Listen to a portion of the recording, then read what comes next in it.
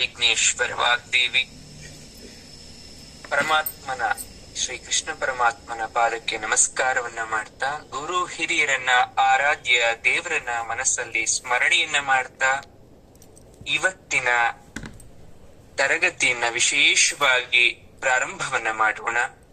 ಶ್ರೀ ಯದುನಂದನ ಗುರುಕುಲದಲ್ಲಿ ಹಲವಾರು ತರಗತಿಗಳನ್ನ ನಾವು ಮಾಡಿದ್ದೇವೆ. ಈ ತರಗತಿ ಏನು ಪ್ರಾರಂಭವನ್ನ ಮಾಡ್ತಾ ಇದ್ದೇವೆ, ಬಹಳ ವಿಶೇಷವಾಗಿರ್ತಕ್ಕಂಥದ್ದು. ಎಷ್ಟು ಕಲ್ತ್ರು ಎಷ್ಟು ತಿಳಿದ್ರೂ ಕೂಡ, ಬದುಕನ್ನ ಎಷ್ಟೇ ಅರ್ಥೈಸ್ಕೊಂಡ್ರು ಕೂಡ, ದೇಹಕ್ಕೆ ಎಷ್ಟೇ ವಯಸ್ಸಾದ್ರೂ ಕೂಡ ನಾನೇನೂ ಕಲ್ತಿಲ್ಲ ಅನ್ನುವ ಅದೆಷ್ಟೋ ಸಂದರ್ಭಗಳು ನಮ್ಮ ಕಣ್ಣು ಮುಂದೆ ಬಂದು ನಿಲ್ಲೋ ಹಾಗೆ ಮಾಡ್ತಕ್ಕಂಥದ್ದು ಭಗವದ್ಗೀತೆ. ಇದು ಒಂದಿನ ಎರಡು ದಿನದ ಕಥೆಯಲ್ಲ. ಇಡೀ ಜೀವನದುದ್ದಕ್ಕೂ ಕಲಿತಾ ಕೇಳ್ತಾ ಅಳವಡಿಸ್ಕೊಳ್ತಾ ಹೋಗ್ತಕ್ಕಂತ ಒಂದು ಬೃಹತ್ ಬ್ರಹ್ಮಾಂಡವಾದಂತಹ ಗ್ರಂಥ. ನನಗೊತ್ತು ನೀವೆಲ್ಲ ನನ್ನೊಟ್ಟಿಗೆ ನಿಲ್ತೀರಾ. ಈ ಭಗವದ್ಗೀತೆ ಅಂತಕ್ಕಂತಹ ಪಯಣದಲ್ಲಿ ನೀವೆಲ್ಲ ಕುದುರೆಗಳಾಗ್ತೀರ. ಯಾಕೆ ಕುದುರೆಗಳು? ಸಾರಥಿ ಯಾರು? ಕೃಷ್ಣ. ಸಾರಥಿ ಕೃಷ್ಣ ಆದ್ಮೇಲೆ ನಾವೆಲ್ಲ ಕುದುರೆಗಳಾಗಬೇಕು. ಯಾಕೆ? ಆ ಲಗಾಮನ್ನ ಅವನು ಹಿಡ್ಕೊಂತಾನೆ. ಆ ಪರಮಾತ್ಮನೇ ಲಗಾಮನ್ನ ಹಿಡ್ಕೊಂಡ್ಮೇಲೆ ನಮ್ಮ ದಾರಿ ಬಹಳ ಸಲೀಸಾಗಿರುತ್ತೆ. ಎಷ್ಟು ಬಾರಿ ಆತನನ್ನ ಸ್ಮರಣೆ ಮಾಡಿದ್ರೂ ಕೂಡ ಹಸಿವು ನೀಗಲ್ಲ. ಇದು ಒಂದು ಎರಡು ವಿಚಾರ ಅಲ್ಲ. ಕೇಳಿ ಕೇಳಿ ಕೇಳಿ ತಿಳ್ಕೊಂಡು ದೇಹದೊಳಗಡೆ ಇರ್ತಕ್ಕಂಥ ನರನಾಡಿಗಳಿಗೆಲ್ಲ ಸುಸ್ತಾಗ್ಬಿಡ್ಬೇಕು. ನಂಗೆ ಕಣ್ಣೀರೇ ಬರಲ್ಲಪ್ಪ ಅಂದೋರ್ಗೂ ಕೂಡ ಆತ್ಮದರ್ಶನ ಆಗ್ಬೇಕು. ನನ್ನ ಮುಖದಲ್ಲಿ ನಗುನೇ ಬರಲ್ಲಪ್ಪ ಅಂದೋರ್ಗೆ ಮುಖದ ಮೇಲೆ ನಗು ಬರ್ಬೇಕು. ನನ್ಗೆ ನಾಚಿಕೆನೇ ಆಗಲ್ಲಪ್ಪ ಅನ್ನೋರ್ಗೆ ಲಾಚಿಕೆ ಆಗ್ಬೇಕು. ದೇವರು ಅಂತಕ್ಕಂಥದ್ದು ಶ್ರೀಮಂತರಿಗೆ ಮಾತ್ರ, ಬಡವರಿಗಲ್ಲ, ಅಥವಾ ಅವನನ್ನ ನೋಡಿರೋರು ಯಾರು ಇಲ್ಲ. ಇದೆಲ್ಲ ಒಂದು ಕಾಲ್ಪನಿಕ ಇರಬಹುದು, ಇಮ್ಯಾಜಿನೇಷನ್ ಅಂತ ಅನ್ನೋರ್ಗೆ ಪರಮಾತ್ಮನ ದರ್ಶನ ಆಗಬೇಕು. ಇದೆಲ್ಲ ಮ್ಯಾಜಿಕ್ ಮಾಡಿಸ್ತಕ್ಕಂಥವನು ಆ ಪರಮಾತ್ಮನಾದಂತಹ ಶ್ರೀಮನ್ನಾರಾಯಣ ಶ್ರೀಕೃಷ್ಣ.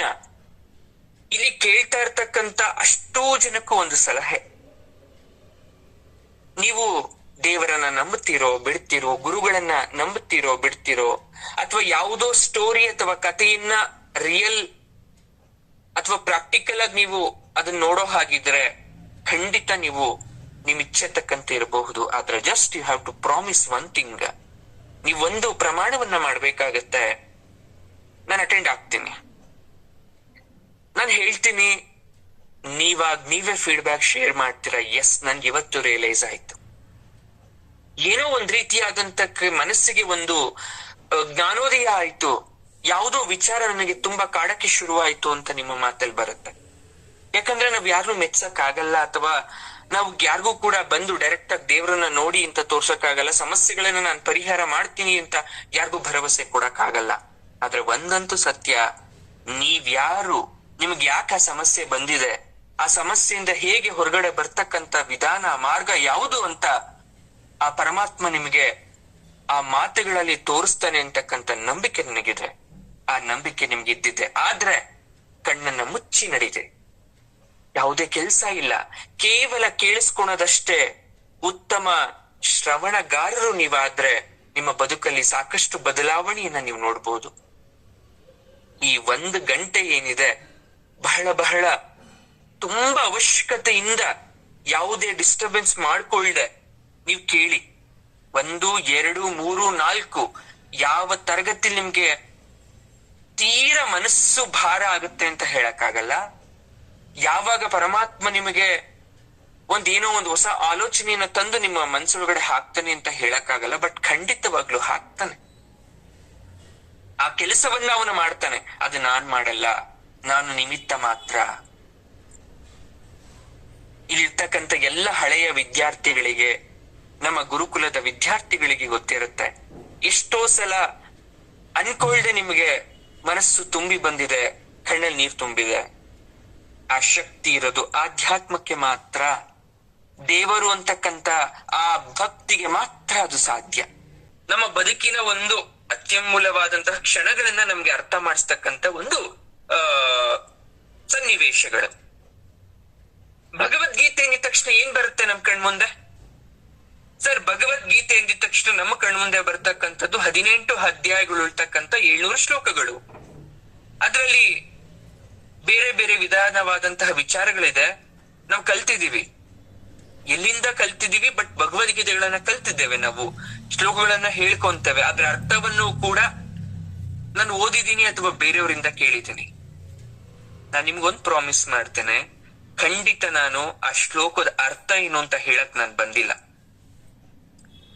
ಅದನ್ನ ಹೇಳೋ ಹಾಗಿದ್ರೆ ನಿಮ್ಗೆ ಯೂಟ್ಯೂಬ್ಸ್ ಅಲ್ಲಿ ಸಿಗುತ್ತೆ, ಅಥವಾ ಬುಕ್ ಅಲ್ಲಿ ಅವರೇ ಪ್ರಿಂಟ್ ಮಾಡಿ ಕೊಟ್ಬಿಟ್ಟಿರ್ತಾರೆ. ನೀವೇ ಓದೋಷ್ಟು ಸಾಮರ್ಥ್ಯ, ಅರ್ಥ ಮಾಡ್ಕೊಳತಕ್ಕಂತ ಸಾಮರ್ಥ್ಯ ನಿಮ್ಮಲ್ಲಿದೆ. ನಾನ್ ಇಲ್ಲಿ ಬಂದಿರೋದು ಭಗವದ್ಗೀತೆ ಸರಿ, ಆದರೆ ಯಾರೋ ಒಬ್ಬ ವ್ಯಕ್ತಿ ಒಂದು ಮಾತನ್ನ ಹೇಳ್ತಾನೆ ಅಂದ್ರೆ ಯಾಕೆ ಆ ವ್ಯಕ್ತಿ ಆ ಮಾತನ್ನ ಹೇಳ್ತಾನೆ? So what is the reason behind that? ಅದನ್ನ ಯಾವ ರೀತಿ ಯೋಚನೆ ಮಾಡ್ಬೇಕು ನಾವು? ಅದ್ರ ಹಿಂದ್ಗಡೆ ಇರ್ತಕ್ಕಂತ ಮೂಲ ಉದ್ದೇಶ ಏನು? ಅದನ್ನ ನಾವು ಅರ್ಥ ಮಾಡ್ಕೊಳಕ್ಕೆ ಬಂದಿದ್ದೇವೆ. ಥ್ರೋ ಹೇಗೆ ಅದರಲ್ಲಿ ಕಥೆ ಬರುತ್ತೆ, ಸಾಮರಸ್ಯ ಬರುತ್ತೆ, ತತ್ವ ಪದಗಳು ಬರುತ್ತೆ, ಎಲ್ಲ ರೀತಿಯಾದಂಥದ್ದು ಇರುತ್ತೆ ಇಲ್ಲಿ. ಅದನ್ನ ನಾನು ಹೇಳಕ್ ಬಂದಿದ್ದೇನೆ. ಅರ್ಥ ಮಾಡ್ಕೊಬಿಡಿ. ಭಗವದ್ಗೀತೆ ಅಂದ್ರೆ ಹೇಮಂತ್ಸರಿಗೆ ಅರ್ಜುನ ವಾಚ ಬರುತ್ತೆ, ಆ ಶ್ಲೋಕ ಹೌದು, ಅದು ಬರುತ್ತೆ, ಅದನ್ನು ಹೇಳ್ತೀನಿ. ಆದರೆ ಅದಕ್ಕಿಂತ ಹೆಚ್ಚಾಗಿ ಅದ್ರೊಳಗಡೆ ಇರ್ತಕ್ಕಂಥದ್ದು ಏನು? ಈಗ ಒಂದ್ ಜೋಳ ಬಂದಿದೆ, ಸ್ವೀಟ್ ಕಾರ್ನ್, ಸೊ ಅದನ್ನ ನಾನು ತಗೊಂಡೆ. ಅದ್ ಹೇಗ್ ಬಂತು? ಒಂದ್ ಬೀಜ ಫಸ್ಟ್ ಭೂಮಿನ ಹದ ಮಾಡ್ಬೇಕು, ಬೀಜ ಹಾಕ್ಬೇಕು, ಬೆಳೆಸ್ಬೇಕು, ಎಲ್ಲ ಮಾಡ್ಬೇಕು. ಬಟ್ ನಾವು ಜೋಳ ತಿಂತಾ ಇರೋರ್ಗೆ ಅದ್ರ ಬಗ್ಗೆ ಚಿಂತೆ ಇಲ್ಲ. ಅದು ಯಾವ ಊರಲ್ಲಿ, ಯಾವ ರೈತ, ಯಾವ ಮಣ್ಣಲ್ಲಿ ಬೆಳ್ದ ಅಂತ. ನಮ್ಗೆ ಆ ಪ್ರಾಡಕ್ಟ್ ಟೇಸ್ಟ್ ಅಷ್ಟೇ ಇಂಪಾರ್ಟೆಂಟ್ ಆಗಿರುತ್ತೆ. ಸೊ ಹಾಗೆ ಭಗವದ್ಗೀತೆ ಅಂತಕ್ಕಂಥದ್ದು ನಾವು ಟೇಸ್ಟ್ ಮಾಡ್ತಾ ಇದೀವಿ. ಅದನ್ನ ಟೇಸ್ಟ್ ಮಾಡ್ಬೇಡಿ, ಅದನ್ನ ಭೂಮಿ ಆಳಕ್ಕೆ ಹೋಗಿ ಹುದುಗಿ ನೋಡಿ ಅದರ ಬೇಸ್ ಏನು, ಅದರ ಮೂಲ ಏನು ಅನ್ನೋದನ್ನ ನೋಡಿ ಅಂತ ನಾನು ಹೇಳಕ್ ಬಂದಿದ್ದೀನಿ. ಸರಿ, ಗೀತೋಪದೇಶ ಶ್ರೀಕೃಷ್ಣ ಅರ್ಜುನನಿಗೆ ಕೊಡ್ತಾನೆ. ಹಾಗಾದ್ರೆ ಎಲ್ಲ ಮಾತು ಅರ್ಜುನನಿಗೆ ಹೇಳ್ದ ಸರಿ, ಜ್ಞಾನೋದಯ ಅರ್ಜುನನಿಗಾಯ್ತು ಸರಿ, ಅದನ್ನ ನಾವ್ಯಾಕೆ ಓದ್ಬೇಕು? ಯಾಕೆ ಅಂದ್ರೆ ಗುರುಗಳೇ, ನಮಗೂ ಕೂಡ ಜ್ಞಾನೋದಯದ ಅವಶ್ಯಕತೆ ಇದೆ. ಅದಕ್ಕೆ ಗುರುಗಳೇ, ಹಾಗಾದ್ರೆ ಜ್ಞಾನೋದಯ ಆಗಿದ್ಯಾ ನಿಮ್ಗೆ ಯಾರಿಗಾದ್ರು? ಒಂದು ಪ್ರಶ್ನೆ ರೀ, ನೀವು ಭಗವದ್ಗೀತೆ ಓದಿದ್ದೀರಾ, ಅರ್ಥ ತಿಳ್ಕೊಂಡಿದ್ದೀರಾ, ಯಾರಿಗಾದ್ರೂ ಜ್ಞಾನೋದಯ ಆಗಿದ್ಯಾ? ಮತ್ತೊಂದು ಕ್ವಶನ್ ಸರ್, ವಾಟ್ ಈಸ್ ಜ್ಞಾನೋದಯ? ಏನ್ ಜ್ಞಾನೋದಯ ಅಂದ್ರೆ ಏನ್ ಸರ್? ಅದಕ್ಕೆ ಏನಾದ್ರೂ ಡೆಫಿನೇಷನ್ ಇದೆಯಾ, ಅರ್ಥ ಇದೆಯಾ ಅದಕ್ಕೆ? ಜ್ಞಾನೋದಯ ಅಂದ್ರೆ ಏನು ಸರ್? ನನ್ಗೆ ಗೊತ್ತಿರೋ ಪ್ರಕಾರ ಬದುಕಲ್ಲಿ ಕಷ್ಟ ಬರುತ್ತೆ, ಸುಖ ಬರುತ್ತೆ, ಸಮವಾಗಿ ತಗೋಬೇಕು, ಯಾರ ಮೇಲೂ ಮೋಹ ಇಟ್ಕೋಬಾರ್ದು. ಪರಮಾತ್ಮ ನಮಗೆ ಭೂಮಿಗೆ ಕಳಿಸಿದ್ದಾನೆ, ಆಯುಷ್ಯ ಇದ್ದಷ್ಟು ಬದುಕ್ತೀವಿ ಸರ್, ಆಮೇಲೆ ಮುಗಿಸ್ ಹೋಗ್ತಾ ಇರ್ತೀವಿ. ಎಸ್, ಒಳ್ಳೆ ಉತ್ತರ, ಗುಡ್ ಆನ್ಸರ್. ಬಟ್ ಬೇರೆ ಏನು ಹೇಳಕ್ ಪ್ರಯತ್ನ ಪಡ್ತೀರಾ ಸರ್? ಬೇರೆ ಏನು ಹೇಳಕ್ ನಂಗೆ ಗೊತ್ತಾಗ್ತಾ ಇಲ್ಲ. ಹಾಗಾದ್ರೆ ನೀವೇ ಹೇಳಿ. ನಾನಾ? ಸರಿ, ನಾನು ಹೇಳ್ತೇನೆ. ಪರಮಾತ್ಮ ಅರ್ಜುನನಿಗೆ ಗೀತೋಪದೇಶ ಮಾಡಿದ್ದು ಸತ್ಯ, ಅರ್ಜುನನಿಗೆ ಜ್ಞಾನೋದಯ ಆಗಿದ್ದು ಸತ್ಯ. ಅದನ್ನ ನಾವು ಓದಿದ್ರೆ ಜ್ಞಾನೋದಯ ಆಗತ್ತೆ ಅನ್ನೋದು ಸತ್ಯ. ಆದ್ರೆ ಅದಕ್ಕೆ ಯಾವುದೇ ತರ ಟೈಮ್ ಲಿಮಿಟ್ ಇಲ್ಲ, ಸಮಯದ ಮಿತಿ ಇಲ್ಲ. ಅದ್ ಇವತ್ತಾಗ್ಬೋದು, ನಾಳೆ ಆಗ್ಬೋದು, ನಾಡಿದ್ದಾಗ್ಬೋದು, ನಿಮ್ಗೆ ಆಗ್ಬೋದು, ಗುರುಗಳಿಂದ ಆಗ್ಬೋದು, ದೇವರಿಂದ ಆಗ್ಬೋದು, ಹೇಗ್ ಬೇಕಾದ್ರೂ ಆಗ್ಬೋದು. ಈಗ ಜಸ್ಟ್ ಇಮ್ಯಾಜಿನ್ ಯುವರ್ ಸೆಲ್ಫ್, ನೀವೆಲ್ಲೋ ಇದ್ರಿ, ಇಲ್ಲಿ ಬಂದ್ ಇವತ್ ನನ್ ಕ್ಲಾಸ್ ಕೇಳ್ತಾ ಇದ್ದೀರಾ, ನಿಮ್ಗೆ ಇಂಟ್ರೆಸ್ಟ್ ಇದೆ, ಕೆಲವೊಬ್ರಿಗೆ ಇಂಟ್ರೆಸ್ಟ್ ಇಲ್ಲ, ಯಾರ್ದೋ ಫೋರ್ಸ್ ಇಂದ ಆದ್ರೂ ಬಂದ್ ಸೇರ್ಕೊಂಡಿದೀರಾ. ಸರ್ ಏನೋ ಚೆನ್ನಾಗಿ ಹೇಳ್ತಾರಂತೆ, so please join and listen some time.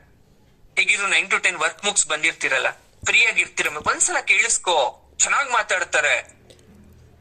ಯಾರೋ ಹೇಳಿರೋದಕ್ ಬಂದ್ ಸೇರೋರು ಇದ್ದೀರಾ? ನಿಮ್ಗೆ ನಿಜವಾಗ್ಲು ಜ್ಞಾನೋದಯ ಆಗ್ಬೇಕು ಅಂದ್ರೆ ಅದು ನನ್ನಿಂದ ಅಲ್ಲ, ಪರಮಾತ್ಮನಿಂದ. ಹಾಗಾಗಿ ನಾನು ಹೇಳ್ತಾ ಇದ್ದೇನೆ, so please stay in the class. ದಯವಿಟ್ಟು ತರಗತಿಗೆ ಅಟೆಂಡ್ ಮಾಡಿ. ಮುಂದೆ ಮುಂದೆ ನಿಜವಾಗ್ಲು ನೀವ್ ಯಾಕೆ ತಾಯಿಯಾಗಿ ಏನ್ ಕರ್ತವ್ಯವನ್ನ ಮಾಡ್ತಾ ಇದೀರ? ಯಾಕಂದ್ರೆ ಎಲ್ಲ ತಾಯಿ ಅಂತ ಇದ್ದೀರಾ ಅಲ್ವಾ, ಇಲ್ಲಿ ನಿಮ್ಮ ಮಕ್ಕಳಿದೆ ಅಲ್ವಾ? ನಿಮ್ ನಿಜವಾಗ್ಲೂ ನಿಮ್ ತಾಯಿ ಧರ್ಮವನ್ನ ನಿಭಾಯಿಸಿದೀರಾ? ನೀವ್ ಯಾರನ್ನ ಆದರ್ಶವಾಗಿ ತಗೋಬೇಕು? ಹಾಗಾದ್ರೆ ತಾಯಿ ಕರ್ತವ್ಯ ಏನು? ಮಕ್ಕಳನ್ನ ಯಾವ ರೀತಿ ಬೆಳೆಸ್ಬೇಕು? ಮಕ್ಳು ತಪ್ಪು ಮಾಡಿದ ತಕ್ಷಣ ಬೈತಾರೆ, ನೀನ್ ಮಕ್ಕಳನ್ನ ಸರಿಯಾಗಿ ಬೆಳೆಸಿಲ್ಲ ಅಂತ ತಾಯಿಗ್ ಬೈತಾರೆ. ಮನೇಲಿ ತಂದೆ ಆದವನು ಹೆಂಡತಿಗೆ ಬೈತಾರೆ, ನೀನಿಂದ ಮಕ್ಳು ಹಾಳಾದ್ರು ಅಂತ, ಅಥವಾ ನೀನೇ ನಿನ್ ಮಕ್ಳು ನೋಡ್ಕೋ ಅಂತ ಹೇಳ್ತಾರೆ. ಒಟ್ನಲ್ಲಿ ತಾಯಿಗೆ ಯಾವಾಗ್ಲೂ ಕೂಡ ಬ್ಲೇಮ್ ಅನ್ನೋದು ಬರ್ತಿರತ್ತೆ. ತಪ್ಪು ಮಾಡಿದ್ರು ಸರಿ, ಸರಿ ಮಾಡಿದ್ರು ಸರಿ. ಹಾಗಾದ್ರೆ ಒಂದ್ಸಲ ತುಂಬಾ ದುಃಖ ಆಗ್ಬಿಡುತ್ತಂತೆ. ಹೇಗಿರ್ಬೇಕು ನಾನು? ಜಗತ್ತಲ್ಲಿ ಯಾವ ತಾಯಿ ಆದ್ರೂ ಕೋರ್ಕೊಂತಾಳ ಮಕ್ಳು ಹಾಳಾಗ್ಲಿ ಅಂತ, ಅಥವಾ ಮಕ್ಳು ತಪ್ಪು ದಾರಿ ಹಿಡಿಲಿ ಅಂತ? ನಿಮಗೆ ಸತ್ಯದ ಅರಿವಾಗತ್ತೆ. What is the definition of ತಾಯಿ? ಅಂದ್ರೆ ತಾಯಿ ಅಂದ್ರೇನು? ತಾಯಿಯ ಕರ್ತವ್ಯ ಏನು? ಪರಮಾತ್ಮ ಹೇಳ್ತಾನೆ. ಬರೀ ತಾಯಿ ರೋಲ್ ಅಲ್ಲ, ತಂದೆ ರೋಲು ಕೂಡ ತುಂಬಾ ಇಂಪಾರ್ಟೆಂಟ್ ಇಲ್ಲಿ. ಹಾಗಾದ್ರೆ ಒಬ್ಬ ಉತ್ತಮವಾದ ತಂದೆ ಹೇಗಿರ್ಬೇಕು? ಮಕ್ಕಳು ಹೇಗ್ ಬೆಳೆಸ್ಬೇಕು? ಒಬ್ಬ ತಂದೆ ಆದವನು ಕೆಲಸಕ್ಕೆ ಹೋಗಿ ದುಡಿದು ತಂದು ಮಕ್ಕಳಿಗೆ ಬೇಕಾಗಿದ್ನ ಕೊಡ್ಸಿದ ತಕ್ಷಣ ಅವ್ನ್ ತಂದೆ ಆಗಲ್ಲ. ಮಕ್ಕಳನ್ನ ಹೊಡೆದಿದ ತಕ್ಷಣ ಅವ್ನ್ ತಂದೆ ಆಗಲ್ಲ. ಮಕ್ಕಳನ್ನ ಬೈದಿದ ತಕ್ಷಣ ಅವ್ನ್ ತಂದೆ ಆಗಲ್ಲ. ಕೋಪ ಮಾಡ್ಕೊಂಡಿದ ತಕ್ಷಣ ತಂದೆ ಆಗಲ್ಲ. ಸ್ಟ್ರಿಕ್ಟ್ ಆಗಿದ್ದ ತಕ್ಷಣ ತಂದೆ ಆಗಲ್ಲ. ಹಾಗಾದ್ರೆ ತಂದೆ ಅಂದ್ರೇನು? ಪರಮಾತ್ಮ ಹೇಳ್ತಾನೆ. ಅಣ್ಣ ತಂಗಿ, ಅಣ್ಣ ತಮ್ಮ ಸಂಬಂಧ ಹೇಗಿರ್ಬೇಕು? ಕೊಟ್ಟ ಹೆಣ್ಣು ಕುಲುಕ್ ಹೊರಗೆ, ಮದುವೆ ಆದ್ಮೇಲೆ ತವರ ಮನೆ ಜೊತೆ ಸಂಬಂಧ ಹೇಗಿರ್ಬೇಕು? ಗಂಡನ ಮನೇಲಿ ಹೇಗ್ ಬಾಳ್ಬೇಕು? ಅಥವಾ ನೀವೆಲ್ಲ ಕೆಲಸದಲ್ಲಿದ್ದೀರಾ, ಕೆಲಸದಲ್ಲಿ ಕೆಲವೊಂದ್ಸಲ ತುಂಬಾ ತೊಂದರೆಗಳಾಗತ್ತೆ, ಪ್ರೆಷರ್ ಆಗತ್ತೆ, ಅದನ್ನ ಯಾವ ತರ ಹ್ಯಾಂಡಲ್ ಮಾಡ್ಬೇಕು? ಇಡೀ ಬದುಕಿನ ಚಿತ್ರಣವನ್ನ ಶ್ರೀಕೃಷ್ಣ ನಮ್ಗೆ ಹೇಳ್ಬಿಟ್ಟಿದ್ದಾರೆ. ಬಟ್ ಅದನ್ನ ಅರ್ಥ ಮಾಡ್ಕೊಳಕ್ ಆಗ್ತಾ ಇಲ್ಲ ನಮ್ಗೆ. ಅದನ್ನ ಯಾವ್ದೋ ಬುಕ್ಕಲ್ಲಿ ಬರೆಯಲ್ಲ ಅದನ್ನ. ಈಗ ಹೇಗೆ ಅಂದ್ರೆ, ಬೆಂಗಳೂರಿಂದ ನಿಮ್ಗೆ ಎಲ್ಲೋ ಒಂದ್ ಕಡೆ ಹೋಗಕ್ಕೆ ದಾರಿ ಹೀಗೆ ಅಂತ ತೋರ್ಸ್ಬೋದೇ ಹೊರ್ತು ಹೀಗಿಗೆ ಹೋಗುತ್ತೆ, ಒಂದೇ ಜೇಟ್ ಮೇಲೆ ಹಂಸ್ ಬರುತ್ತೆ, ಎರಡೇ ಜೇಟ್ ಮೇಲೆ ಸೈನ್ ಬೋರ್ಡ್ ಕಾಣಿಸುತ್ತೆ ಅಂತ ಹೆಜ್ಜೆಜಿಗೂ ಹೇಳಕ್ಕಾಗಲ್ಲ. ಹಾಗೆ ಭಗವದ್ಗೀತಾದಲ್ಲಿ ಹೇಗೆ ನೀವು ಮುಂದೆ ಹೋಗ್ಬೇಕು ಅಂತ ಬರ್ದಿದ್ದಾರೆ ಹೊರ್ತು ಡೀಪ್ ಆಗಿ ನಿಮ್ಗೆ ಮಕ್ಳ ತರ ಎಲ್ಲೂ ಎಕ್ಸ್ಪ್ಲೈನ್ ಮಾಡಲ್ಲ. ಅದನ್ನ ಅರ್ಥ ಮಾಡ್ಕೋಬೇಕು. ಗುರುಗಳೇ, ಹಾಗಾದ್ರೆ ನೀವ್ ಹೇಳೋದೇನು? ಸೊ ಲೈಫ್ ಅಂದ್ರೆ ಏನು ಅಂತ ಅರ್ಥ ಮಾಡಿಸ್ಬಿಡ್ತೀರಾ ನೀವು? ಸೊ ಹಾಗಾಗಿ ಕ್ಲಾಸ್ ನ ಸ್ಟಾರ್ಟ್ ಮಾಡಿದೀರಾ? ನೋ, ಯಾರಿಗೂ ಅವ್ರ ಲೈಫ್ ಅಂದ್ರೆ ಏನು ಅಥವಾ ನೀವು ಚೇಂಜ್ ಆಗಿ ಅನ್ನೋ ಕಾರಣಕ್ಕೆ ಇದನ್ನ ಸ್ಟಾರ್ಟ್ ಮಾಡಿಲ್ಲ. 1 hour ಕಾರಲ್ಲಿ ಟ್ರಾವೆಲ್ ಮಾಡ್ಬೇಕಾದ್ರೆ ಒಂದ್ FM ರೇಡಿಯೋ ಹಾಕೊಂತೀರಾ. ಬಿಕಾಸ್ ಯಾಕೆ? ಆ ಟ್ರಾವೆಲ್ ಮಾಡ್ಬೇಕಾದ್ರೆ ಆ ಜರ್ನಿ ಫೀಲ್ ನಿಮ್ಗೆ ಗೊತ್ತಾಗ್ಬಾರ್ದು, ಕಷ್ಟ ಆಗ್ಬಾರ್ದು, ಹಾಗೆ ಹೋಗ್ಬಿಡ್ಲಿ ಅಂತ. ಮನೇಲಿ ಕುತ್ಕೊಂಡು ಒಂದ್ ಸೀರಿಯಲ್ ನೋಡ್ತೀರಾ ಅಥವಾ ಥಿಯೇಟರ್ಗೆ ಹೋಗಿ ಮೂವಿ ನೋಡ್ತೀರಾ. ಯಾಕೆ? ಬಿಕಾಸ್ ಏನೋ ಒಂದ್ ರೀತಿ ಬದಲಾವಣೆ ಆಗ್ಲಿ, ನಿಮ್ ಸಮಯ ಕಳೀಲಿ, ಬೇಸರ ಹೋಗ್ಲಿ. ಜೀವನದಲ್ಲಿ ಬರೀ ಕೆಲಸ ಅಷ್ಟೇ ಇಂಪಾರ್ಟೆಂಟ್ ಅಲ್ಲ, ಕೆಲವೊಂದ್ಸಲ ಎಂಜಾಯ್ಮೆಂಟ್ ಕೂಡ ಬೇಕು ಅನ್ನೋ ಒಂದು ಥಾಟ್ ಇಂದ, ರೈಟ್? ಹಾಗೆ ಈ ಕ್ಲಾಸು ಕೂಡ ನೀವೇನು ಅನ್ಕೋಬೇಡಿ, ಸುಮ್ನೆ ಕೂತ್ಕೊಳ್ಳಿ. 1 hour ಯಾರೋ ಹೇಳ್ತಾ ಇದ್ದಾರೆ, ನಾನು FM ಆನ್ ಮಾಡ್ಬಿಟ್ಟಿದೀನಿ, ಜಸ್ಟ್ ಐಮ್ ಲಿಸನಿಂಗ್. ನಾನು ಊಟ ಮಾಡ್ತಾ ಇದೀನೋ, ಊಟ ಮುಗಿಸಿದೀನೋ, ವಾಕ್ ಮಾಡ್ತಾ ಇದೀನೋ, ಮಲ್ಗಿದೀನೋ, ಅಥವಾ ಇದಕ್ಕಂತ ಡೆಡಿಕೇಶನ್ ಆಗಿ ನನ್ನ ಗುರುಗಳು ಹೇಳ್ತಾ ಇದಾರೆ, ಗುರುಗಳು ಗೌರವ ಕೊಡ್ಬೇಕು ಅಂತ ಫೋನನ್ನ ನಾನು ಇಟ್ಕೊಂಡು ಕೂತ್ಕೊಂಡಿದ್ದೀನೋ, ಅಥವಾ ವಯಸ್ಸಾಗಿದೆ, ನಂಗೆ ಬೆನ್ನೋವಿದೆ, ಕಾಲ್ ನೋವಿದೆ, ಮಲ್ಕೊಂಡ್ ಕೇಳ್ತೀನೋ, ಹೇಗ್ ಬೇಕಾದ್ರು. ಬಟ್ ಮಲ್ಗಿರೋರ್ನ ಎಬ್ಬರಿಸಿ ಕೂರ್ಸೋ ಅಂತ ಒಂದ್ ದಿವ್ಸ ಬರುತ್ತೆ. ವಾಕ್ ಮಾಡ್ತಾ ಇರೋರು ಅಲ್ಲೇ ನಿಂತು ಇದನ್ ಕೇಳುವಂತ ಒಂದ್ ಮೂಮೆಂಟ್ ಬರುತ್ತೆ. ಅವತ್ತು ನಿಮ್ಗೆ ಖಂಡಿತ ಏನೋ ಒಂದಾಗುತ್ತೆ. ಗುರುಗಳೇ, ನಿಮ್ಗಾಗಿದೆ? ಎಸ್, ನನ್ಗಾಗಿದೆ, ತುಂಬಾ ಸಲ ಆಗಿದೆ. ನನ್ಗಾಗಿರೋ ಎಕ್ಸ್ಪೀರಿಯನ್ಸ್ ನ ಶೇರ್ ಮಾಡಕ್ಕೂ ಬಂದಿಲ್ಲ ನಾನಿಲ್ಲಿ. ಗುರುಗಳೇ, ಕ್ಲಾಸ್ ಸ್ಟಾರ್ಟ್ ಮಾಡಿದ್ರೆ ಅಥವಾ ಏನ್ ಹೇಳ್ತಾ ಇದ್ರೆ ಸ್ಟಿಲ್ ನಿಮ್ಗೆಲ್ಲ ಗೊಂದಲ ಇದೆ. ಇದು ಪ್ರಾರಂಭ. ಹೋಗ್ತಾ ಹೋಗ್ತಾ ಈ ಮಾತುಗಳಿಗಿಂತ ಪರಮಾತ್ಮನ ಮಾತುಗಳಿರುತ್ತೆ. ಅದನ್ನ ಕೇಳಿಸ್ಕೊಳಕ್ಕೆ ನೀವೆಲ್ಲ ರೆಡಿ ಆಗ್ಬೇಕು. ಇವತ್ತು ನಾಳೆ ಇಂಟ್ರೊಡಕ್ಷನ್ ಕ್ಲಾಸ್ ಇರುತ್ತೆ. ಹಾಗೆ ಮುಂದಕ್ಕೆ ಹೋಗ್ತಾ ಹೋಗ್ತಾ ತರಗತಿಗಳು ಯಾವಾಗ ಬೇಕಾದ್ರೂ ಕಮೆಂಟ್ಸ್ ಆಗ್ಬೋದು. Not only Thursday and Friday, ಕೆಲವೊಂದ್ಸಲ ಮಂಡೇ, ಟ್ಯೂಸ್ಡೇ, ಯಾವಾಗ ಪರಮಾತ್ಮನ ಇಚ್ಛೆ ಇರುತ್ತೋ ಆಗುತ್ತೆ. ಇನ್ನೂ ಕೆಲವೊಂದ್ಸಲ ಕಂಟಿನ್ಯೂಸ್ ಆಗಿ 1 ವೀಕ್ ಇರುತ್ತೆ. ಮಂಡೇ ಟು ಫ್ರೈಡೆ ವಿಶೇಷವಾದಂತ ಸ್ಪೆಷಲ್ ಸಿಚುವೇಶನ್ಸ್ ಬರುತ್ತೆ. ಆ ಸ್ಪೆಷಲ್ ಕ್ಯಾರೆಕ್ಟರ್ಸ್ ಬಗ್ಗೆ ಮಾತಾಡ್ಬೇಕಾದ್ರೆ, ಆ ಪಾತ್ರಧಾರಿಗಳ ಬಗ್ಗೆ ಮಾತಾಡ್ಬೇಕಾದ್ರೆ ಅದನ್ನ ಬ್ರೇಕ್ ಮಾಡದೆ ಹೇಳ್ಬೇಕು. ನೀವೆಲ್ಲ ಕೇಳಕ್ ತಯಾರಿದ್ರೆ ನಿಜವಾಗ್ಲೂ ನಿಮ್ಮ ಮನಸ್ಸಲ್ಲಿ ಪರಮಾತ್ಮನ ಇಚ್ಛೆ ಇದ್ರೆ ಅಥವಾ ಪರಮಾತ್ಮನಿಗೆ ಅವನಿಗೆ ನಿಮ್ಮನ್ನ ಸೆಲೆಕ್ಟ್ ಮಾಡ್ಕೊಂಡು ಅವನ ಬಗ್ಗೆ ಕೇಳ್ಬೇಕು ಅಂತಿದ್ರೆ ನಿಮ್ಮನ್ನ ತಂದು ಕೂರಿಸ್ತಾನೆ ಇಲ್ಲಿ, ಅಥವಾ ನೀವು ಜಾಯಿನ್ ಆಗಿರ್ತೀರ. ಇಲ್ಲ ಅಂದ್ರೆ ಏನು ಮಾಡಕ್ಕಾಗಲ್ಲ. ಗೀತೋಪದೇಶದ ಸನ್ನಿವೇಶ. ಅದಕ್ಕೂ ಮೊದಲು ಸ್ವಲ್ಪ ಇತಿಹಾಸವನ್ನ ತಿರುವಿ ಹಾಕಿ ನೋಡೋಣ. ಕೃಷ್ಣನಿದ್ದ ಕಾಲ. ಕೃಷ್ಣನಿದ್ದ ಕಾಲ ಅಂದ್ರೆ ಕೃಷ್ಣ ಯಾವ ಕಾಲದಲ್ಲಿ ಇದ್ದ? ದ್ವಾಪರದಲ್ಲಿದ್ದ. ಹೌದು, ಅವನಿದ್ದಂತಹ ಕಾಲದಲ್ಲಿ ಕುರು ರಾಜವಂಶ ಕೂಡ ಇತ್ತು. ಆ ಕುರು ರಾಜವಂಶದಲ್ಲಿ ನಡೆದಂತಹ ಯುದ್ಧ, ಮಹಾಯುದ್ಧದ ಸನ್ನಿವೇಶದಲ್ಲಿ ಬಂದಂತಹ ಒಂದು ಸಿಚುವೇಶನ್ ಅನ್ನ ಭಗವದ್ಗೀತೆ ಅಂತ ಕರೀತೇವೆ. ಈ ಕುರುವಂಶಕ್ಕೆ ಸೇರಿದವರನ್ನ ಕೌರವರು ಅಂತ ಕರಿತಾ ಇದ್ವಿ. ಯಾರು? ಧಾರ್ತರಾಷ್ಟ್ರ ಅಥವಾ ಧೃತರಾಷ್ಟ್ರನ 100 ಪುತ್ರರು, ಜೊತೆಗೆ ಪಾಂಡುಕುಮಾರರ ಪಾಂಡವರಾದಂತಹ 5 ಜನ ಈ 100 ಪುತ್ರರ ನಡುವೆ ನಡೆದಂತಹ ಯುದ್ಧವೇ ಕುರುಕ್ಷೇತ್ರ ಯುದ್ಧ. ಕೌರವರ ಬಗ್ಗೆ ಸ್ವಲ್ಪ ಮಾತಾಡೋ ಹಾಗಿದ್ರೆ, ವಿಚಿತ್ರ ವೀರ್ಯನ ಮಕ್ಕಳಾದಂತಹ ಧೃತರಾಷ್ಟ್ರ ಮತ್ತು ಪಾಂಡುಕುಮಾರ ಇಬ್ರು ಕೂಡ ವಯಸ್ಸಿಗೆ ಬರ್ತಾರೆ. ಭೀಷ್ಮ ಪಿತಾಮಹ ಆ ವಂಶವನ್ನ ನಡೆಸ್ತಕ್ಕಂತ ಅಧಿಕಾರವನ್ನ ಇಟ್ಕೊಂಡಿರ್ತಾನೆ. ಅವನು ಮದುವೆ ಆಗಿಲ್ಲ, ಸನ್ಯಾಸಿ. ಈಗ ಇಬ್ಬರಲ್ಲೊಬ್ಬರನ್ನ ರಾಜ್ಯಾಡಳಿತಕ್ಕೆ ನೇಮಕ ಮಾಡ್ಬೇಕು. ಈ ಧೃತರಾಷ್ಟ್ರ ಪಾಂಡುವಿಗಿಂತ ದೊಡ್ಡವನೇ, ಹಿರಿಮಗನ್ಗೆ ರಾಜ್ಯಭಾರವನ್ನ ಮಾಡಬೇಕು, ಪಟ್ಟಾಧಿಕಾರವನ್ನ ಕೊಡಬೇಕು. ಆದ್ರೆ ಅವನು ಹುಟ್ಟು ಕುರುಡ, ರಾಜ್ಯ ಆಳಲು ಅವನ ಅರ್ಹ ಅಲ್ಲ. ಹಾಗಾಗಿ ಯಾರು ಮಾಡ್ಬೇಕು? ಶಾಸ್ತ್ರ ಸಮ್ಮತವನ್ನ ತೆಗೆದು ನೋಡ್ತಾರೆ. ಪಾಂಡುರಾಜ ಸೂಕ್ತವಾಗಿದ್ದಾನೆ, ಪಾಂಡುವನ್ನ ರಾಜನನ್ನಾಗಿ ಮಾಡ್ತಾರೆ. ಈ ಪಾಂಡು ಮಹಾನ್ ವ್ಯಕ್ತಿ, ಸಮರ್ಪಕವಾಗಿ ರಾಜ್ಯವನ್ನ ಆಡಳ್ತಾ ಇರ್ತಾನೆ. ಆದ್ರೆ ತನ್ನ ಅಣ್ಣನಾದಂತಹ ಧೃತರಾಷ್ಟ್ರವನ್ನ ಅಷ್ಟೇ ಮರ್ಯಾದೆಯಿಂದ ನೋಡ್ಕೊಂತಾ ಇರ್ತಾನೆ, ಅಷ್ಟೇ ಮರ್ಯಾದೆಯಿಂದ. ಪಾಂಡು ದಿಗ್ವಿಜಯ ಯಾತ್ರೆಗೆ ಹೋಗ್ತಾನೆ. ಅಂದ್ರೆ ಎಲ್ಲಾ ದಿಕ್ಕುಗಳಲ್ಲೂ ಹೋಗಿ ಅರಸರನ್ನ ಗೆದ್ದು ಅವರ ಅಧೀನವನ್ನ ಮಾಡ್ಕೊಂತಕ್ಕಂಥದ್ದು. ಐಶ್ವರ್ಯ, ಕ್ಷೇಮ ಎಲ್ಲ ತರ್ತಾನೆ. ಒಮ್ಮೆ ಏನಾಗುತ್ತೆ, ಪಾಂಡುರಾಜ ಕುಂತಿ, ಮಾದ್ರಿ, ಪಾಂಡುರಾಜನ ಹೆಂಡತಿಯರಾದಂತಹ ಕುಂತಿ ಹಾಗೂ ಮಾದ್ರಿ ಜೊತೆ ಕಾಡಿಗೆ ಬೇಟೆಯಾಡಕ್ ಹೋಗ್ತಾನೆ. ಅಲ್ಲಿ ಪರಸ್ಪರ ಜೋಡಿ ಜಿಂಕೆಗಳು ಮಿಲನ ಮಾಡ್ತಾ ಇರುತ್ತೆ. ಇದನ್ನ ನೋಡಿ ಕೂಡ ಅವನು ತನ್ನ ಬಾಣ ಪ್ರಯೋಗವನ್ನ ಮಾಡ್ತಾನೆ. ಬಾಣ ಬಿಟ್ಟಂತಹ ಜಿಂಕೆ ಹತ ಆಗುತ್ತೆ, ಸತ್ತೋಗುತ್ತೆ. ಆದ್ರೆ ಋಷಿ ಮತ್ತು ಋಷಿ ಪತ್ನಿ ಅವರು ಬೇಕು ಅಂತ ಜಿಂಕೆ ಧಾರಣೆಯನ್ನ ಮಾಡ್ಕೊಂಡು ಆ ರೀತಿ ಇದ್ರು. ಕಾಡಲ್ಲಿ ಸ್ವಚ್ಛಂದವಾಗಿ ವಿಹರಿಸ್ಬೇಕು ಅಂತಕ್ಕಂಥ ಆಸೆಯಿಂದ ಆ ಜನ್ಮವನ್ನ ತಾಳಿರ್ತಾರೆ. ಆಗ ಆ ಋಷಿ ಏನ್ ಮಾಡ್ತಾನೆ, ಕಿಂದಮ ಅಂತಕ್ಕಂಥ ಋಷಿ ಆ ಪಾಂಡುವಿಗೆ ಶಾಪವನ್ನ ಕೊಡ್ತಾ ಇದ್ದಾನೆ. ಏನ್ ಶಾಪ? ಎಂದು ನೀನು ನಿನ್ನ ಹೆಂಡತಿಯರ ಜೊತೆ ನೀನ್ ಸೇರ್ತೀಯ, ಅವತ್ತು ನಿನ್ನ ಮರಣ ಆಗತ್ತೆ. ಹಾಗಾಗಿ ನಿನಗ್ ಸಂತಾನನೇ ಇರಲ್ಲ. ಪಾಂಡುರಾಜನಿಗೆ ಬಹಳ ಬೇಸರ ಆಗೋಯ್ತು. ಯಾವಾಗ ಈ ರೀತಿ ಆಯ್ತು, ಅವನ ಮನಸ್ಸು ಬದಲಾವಣೆ ಆಯ್ತು.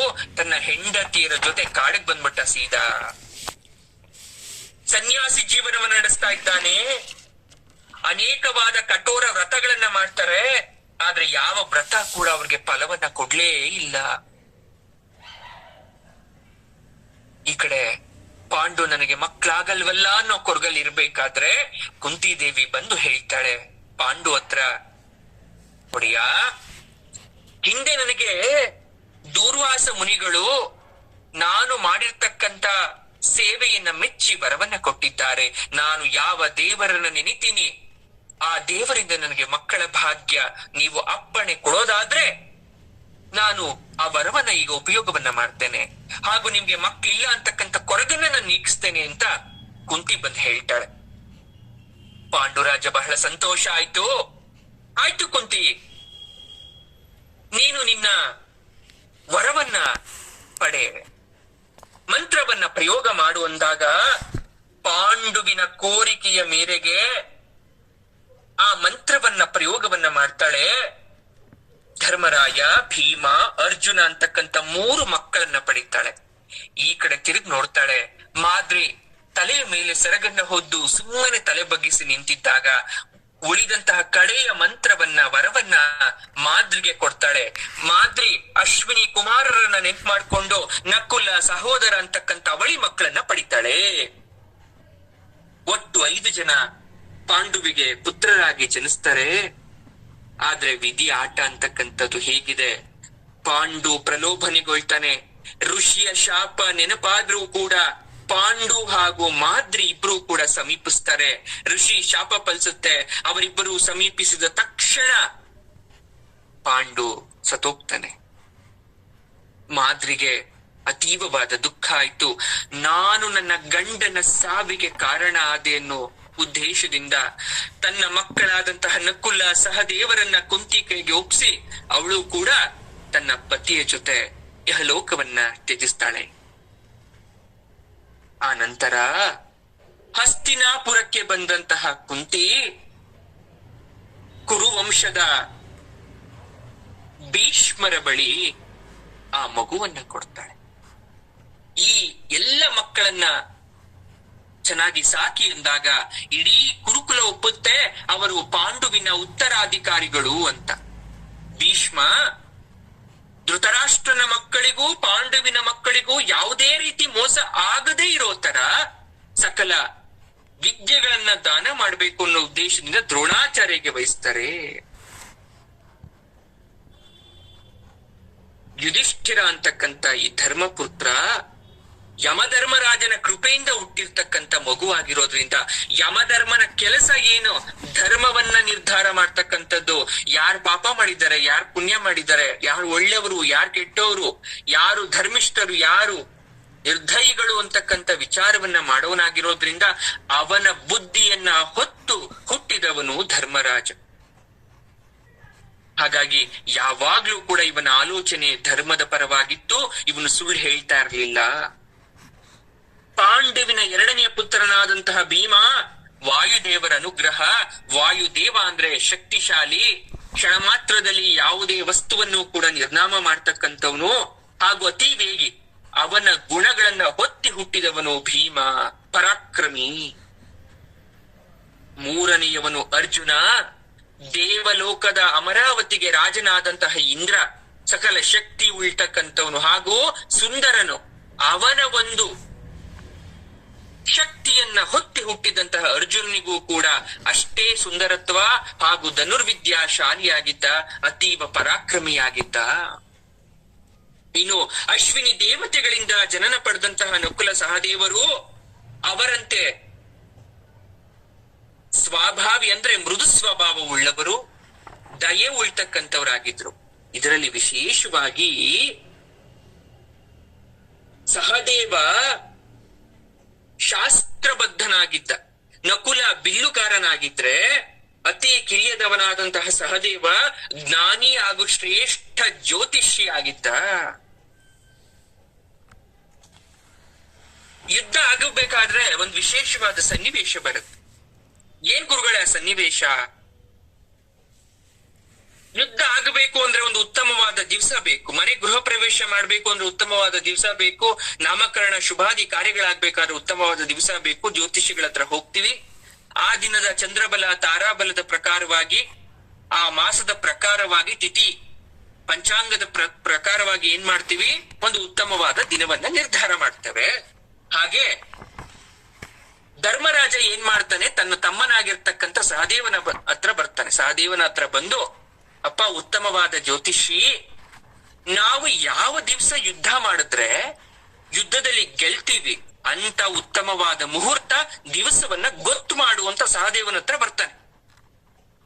ಸಹದೇವ ಅವನ್ಗಿರೋ ಜ್ಞಾನದ ಪ್ರಕಾರ ಎಲ್ಲವನ್ನ ನೋಡಿ ಒಂದು ದಿನವನ್ನ ಹೇಳ್ತಾನೆ. ಅಣ್ಣ, ನೀವ್ ಈ ದಿನ ಯುದ್ಧ ಮಾಡಿದ್ರೆ ವಿಜಯ ನಿಮಗೆ. ಈ ಕಡೆ ದುರ್ಯೋಧನಗೂ ಕೂಡ ಉತ್ತಮವಾದ ದಿವಸ ಬೇಕು.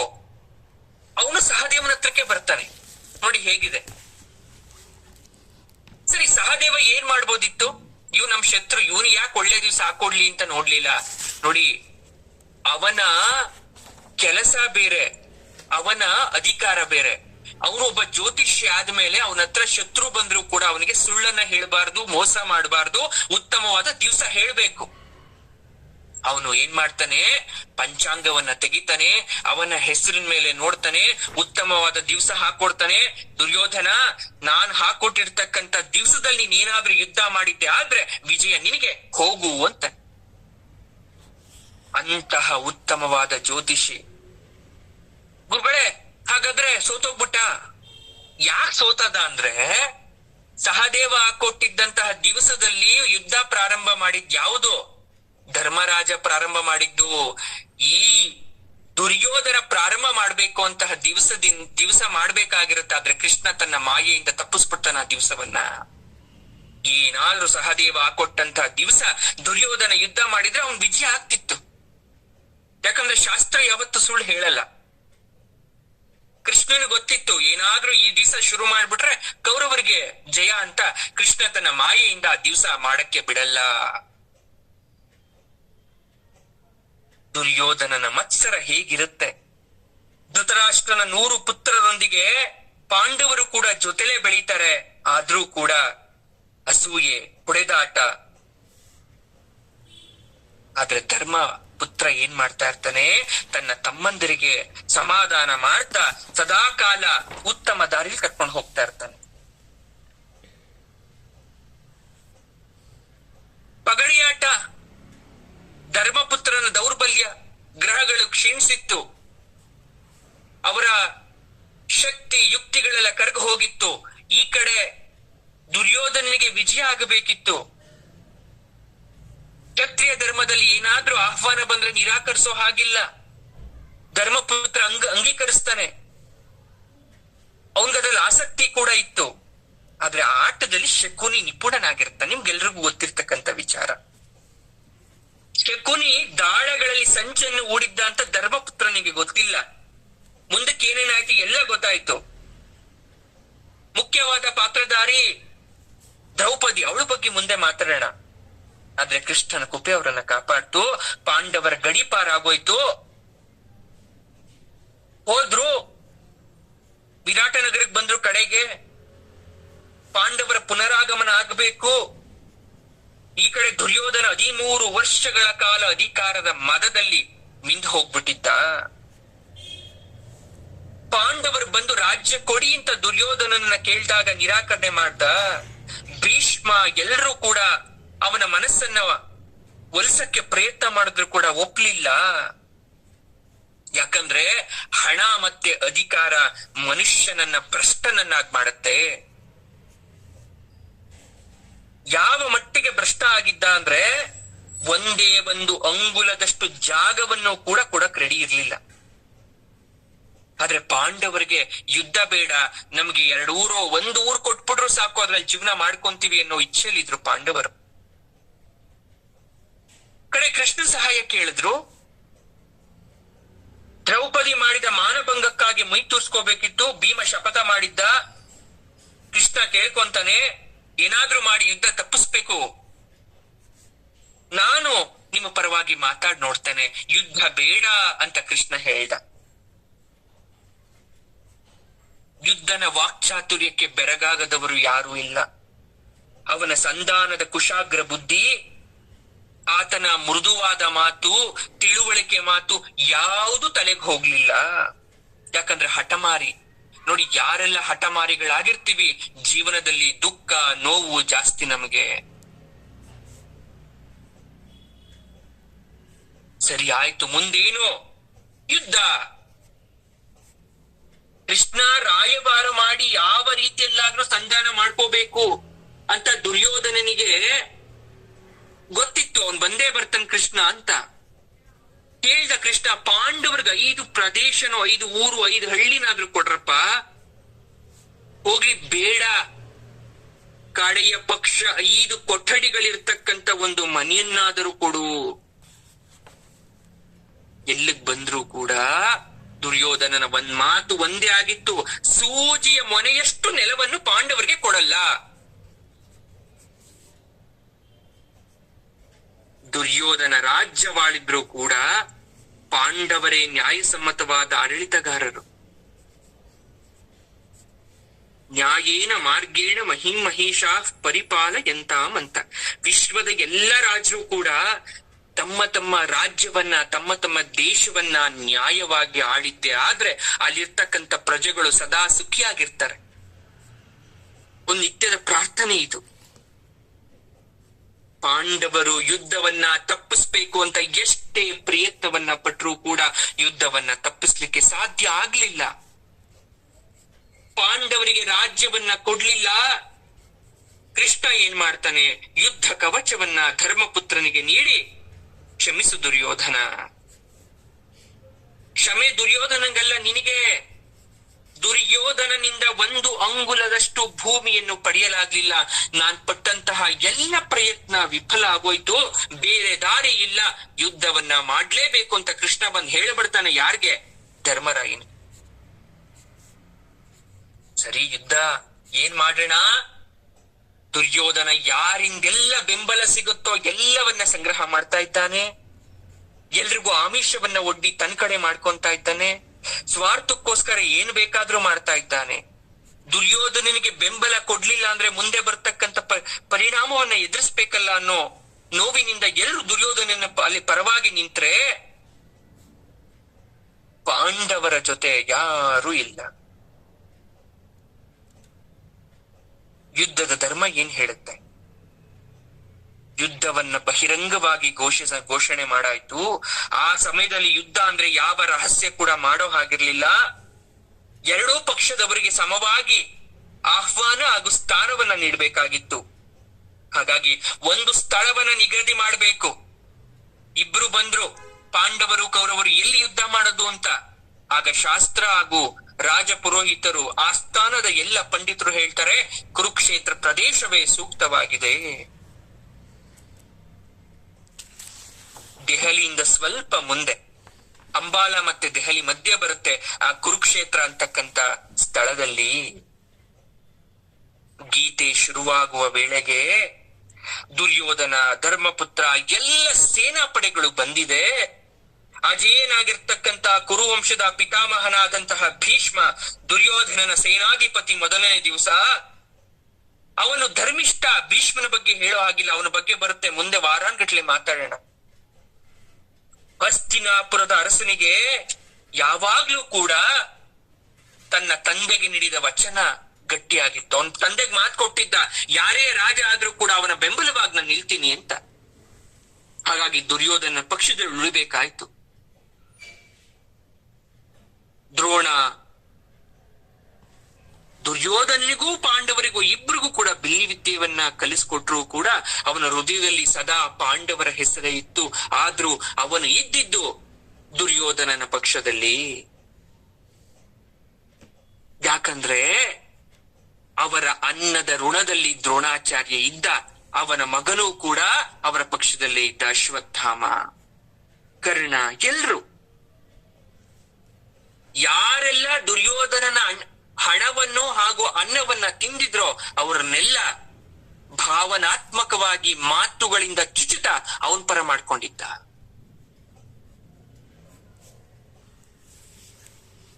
ಪಾಂಡವರು ಸಿದ್ಧರಾಗಿ ಇದ್ರು. ಕೃಷ್ಣ ಅರ್ಜುನನ ಮುಂದೆ ಕೂತ್ಕೊಂಡಿದ್ದ ಸಾರಥಿಯಾಗಿ. ಇಡೀ ಯುದ್ಧದಲ್ಲಿ ಆಕರ್ಷಣೆ, ಅಟ್ರಾಕ್ಷನ್ ಅಂದ್ರೆ ಕೃಷ್ಣಾರ್ಜುನರ ಆ ರಥದ ಮೇಲೆ ಕುಳಿರ್ತಿರ್ತಕ್ಕಂಥ ಸಂದರ್ಭ.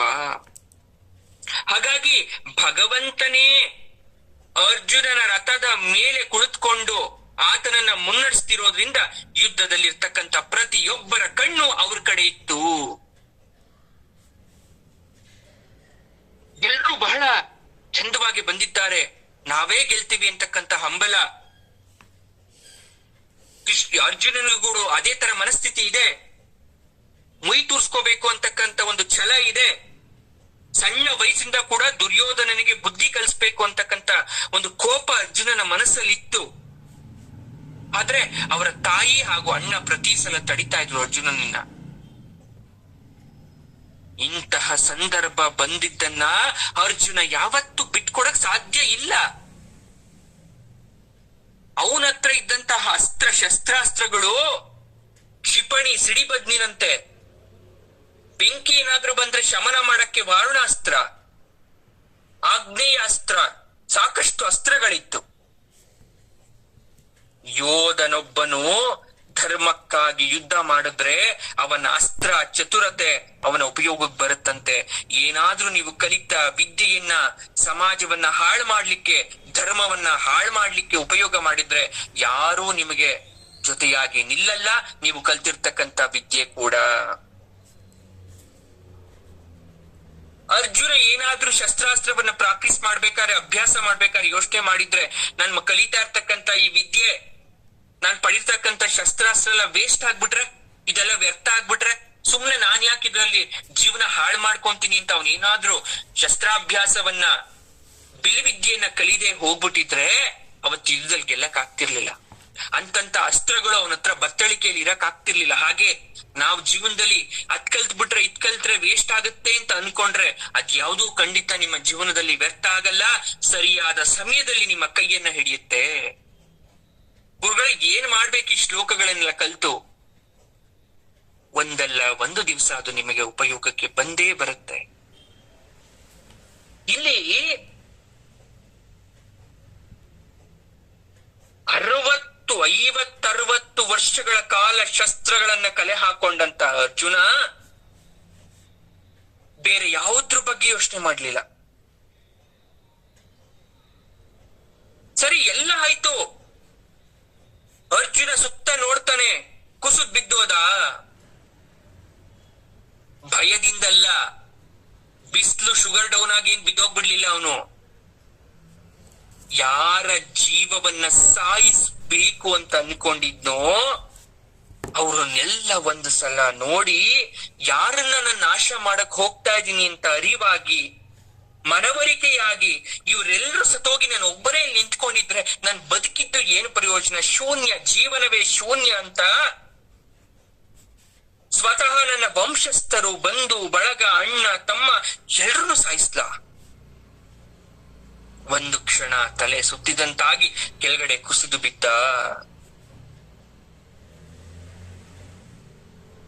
ಅರ್ಜುನ ಯಾರನ್ನೆಲ್ಲ ನೋಡಿದ್ರೋ ಅವ್ರು ಯಾರು ಶತ್ರುಗಳಲ್ಲ, ದುರ್ಯೋಧನನ ಬಿಟ್ಟು. ಆದ್ರೆ ದುರ್ಯೋಧನನ ಮಾತಿಗೆ ಕಟ್ಟು ಬಿದ್ದು ದುರ್ಯೋಧನನ ಪಕ್ಷದಲ್ಲಿದ್ರು. ಅವ್ರಿಗೆ ಯಾರಿಗೂ ಕೂಡ ಪಾಂಡವರ ಮೇಲೆ ಯುದ್ಧ ಮಾಡಕ್ಕೆ ಮನಸ್ಸಿರ್ಲಿಲ್ಲ. ಯಾಕಂದ್ರೆ ಯುದ್ಧಕ್ಕೆ ಬಂದಿರೋರಲ್ಲಿ ಎಷ್ಟೋ ಜನಕ್ಕೆ ಯುದ್ಧದ ಸಮವಸ್ತ್ರವನ್ನ ಹಾಕೋಣಕ್ಕೆ ಬರ್ತಿರ್ಲಿಲ್ವಂತೆ. ಅವರೆಲ್ಲ ಯುದ್ಧಕ್ಕೆ ಬಂದು ನಿಂತ್ಕೊಂಡಿದ್ರಂತೆ ಕತ್ತಿಯನ್ನ ಹಿಡ್ಕೊಂಡು. ಅವನು ಅನ್ಕೊಂತಾನೆ, ನನ್ನ ಬಾಣಗಳಿಗೆ ಆಹಾರ ಆಗ್ಲಿಕ್ಕೆ ಇವರೆಲ್ಲ ಬಂದಿದ್ದಾರ? ಈ ಅಮಾಯಕರ ಪ್ರಾಣವನ್ನ ತೆಗೆದು ನಾನು ನಿಜವಾಗ್ಲೂ ಪುಣ್ಯ ಸಂಪಾದನೆಯನ್ನ ಮಾಡ್ತೀನ? ಧರ್ಮಕ್ಷೇತ್ರ ಅಂತ ಕರೀತಾರಲ್ಲ ಇದನ್ನ, ಇದು ಹೇಗೆ ಧರ್ಮಕ್ಷೇತ್ರ ಆಗುತ್ತೆ? ಎಲ್ಲಿ ಧರ್ಮ ಉಳಿದಿದೆ?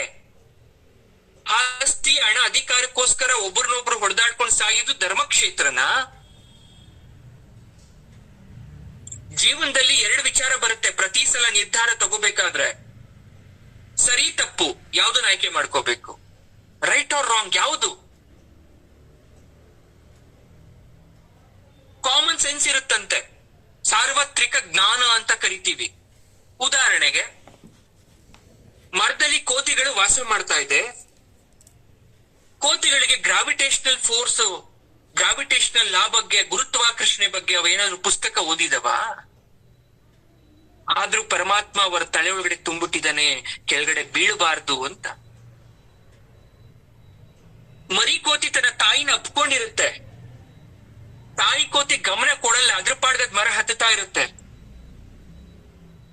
ಮರಿ ಕೋತಿ ಕೈ ಬಿಟ್ಬಿಟ್ರೆ ಆ ಸಮಯದಲ್ಲಿ, ಅದಕ್ಕೆ ತಾಯಿ ಕೋತಿಗೆ ಯಾವಾಗೆಲ್ಲ ಆತರ ಫೀಲ್ ಆಗುತ್ತೆ, ಒಂದು ಕೈಯಿಂದ ತನ್ನ ಮರಿಯನ್ನು ತಬ್ಬಿಟ್ಕೊಂಡಿರುತ್ತೆ. ಒಂದು ವೇಳೆ ಮರಿ ಕೋತಿಗೆ ಗುರುತ್ವಾಕರ್ಷಣೆ ಇದೆ ಭೂಮಿಗೆ, ನನ್ ಕೈ ಬಿಟ್ಬಿಟ್ರೆ ಕೆಳಗಡೆ ಬಿದೋಗ್ತೀನಿ ಅಥವಾ ಬಿದೋಗಲ್ಲ ಅನ್ನೋ ವಿಚಾರ ಗೊತ್ತಿದ್ರೆ ಸಂತತಿನೇ ಇರ್ತಿರ್ಲಿಲ್ಲ. ಇದ್ ಯಾಕೆ ಹೇಳ್ತಾ ಇದೀನಿ ನಿಮ್ಗೆ ಅಂದ್ರೆ, ಮನುಷ್ಯನಿಗೆ ವಿದ್ಯೆಗಿಂತ ಸಾಮಾಜಿಕವಾದ ಜ್ಞಾನ ಇಂಪಾರ್ಟೆಂಟ್. ಸಾರ್ವತ್ರಿಕ ಜ್ಞಾನ, ಅದೇ ಕಾಮನ್ ಸೆನ್ಸ್ ಅನ್ನಲ್ಲ, ತುಂಬಾ ಇಂಪಾರ್ಟೆಂಟ್. ಇದ್ ಯಾವ ಯೂನಿವರ್ಸಿಟಿನೂ ಹೇಳ್ಕೊಡಲ್ಲ ನಮ್ಗೆ.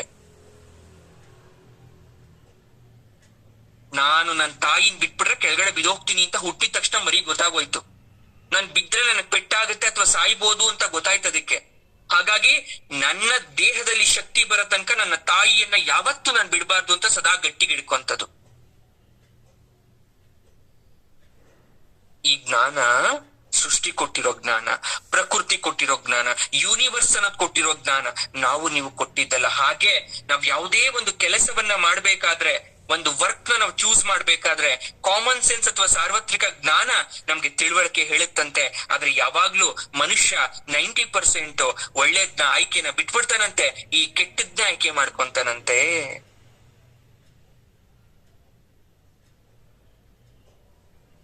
ಈ ಮನುಷ್ಯ ಯಾಕೆ ಹಾಗೆ ಮಾಡ್ತಾನೆ? ಭೋಗವಸ್ತು ಬೇಕಲ್ಲ, ಬೇಕು. ಆಸೆ ಅನ್ನೋದು ಎಲ್ರಿಗೂ ಇದ್ದೇ ಇರುತ್ತೆ. ಆಸೆಗೋಸ್ಕರ ಕೆಲವೊಂದ್ಸಲ ತಪ್ಪು ಮಾಡಿದ್ರೆ ಪರವಾಗಿಲ್ಲ ಅಲ್ವಾ? ಹಾಗಾಗಿ ತಪ್ಪು ಮಾಡ್ತವೆ.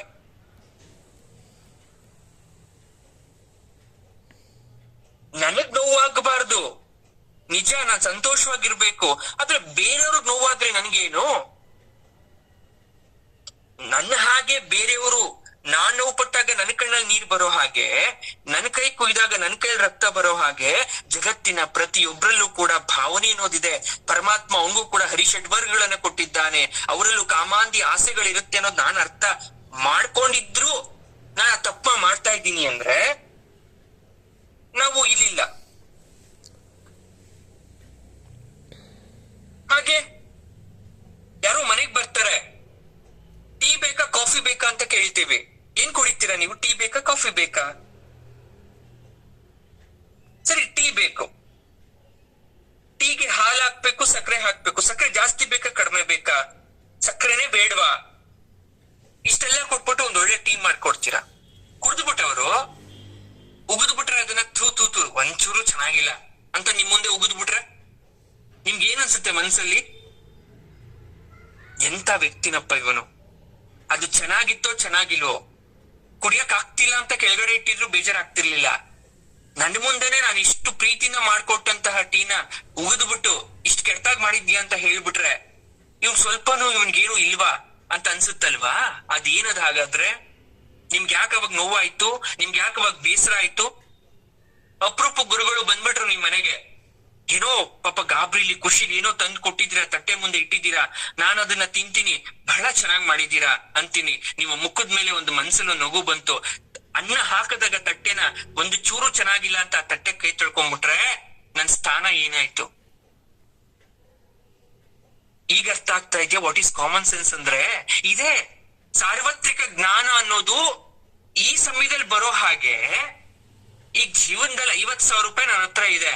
50,000 ರೂಪಾಯಿನ ನಾನು ಬಡ್ಡಿಗೆ ಬಿಡ್ಬೇಕಾ, ಇಂಟ್ರೆಸ್ಟ್ ಬಿಡ್ಬೇಕಾ, ತಗೊಂಡೋಗ್ ಬ್ಯಾಂಕ್ ಹಾಕ್ಬೇಕಾ ಅಂತ ಬಂದಾಗ ಏನ್ ಯೋಚನೆ ಮಾಡ್ತೀರಾ? ಕಾಮನ್ ಸೆನ್ಸ್ ಏನ್ ಹೇಳುತ್ತೆ?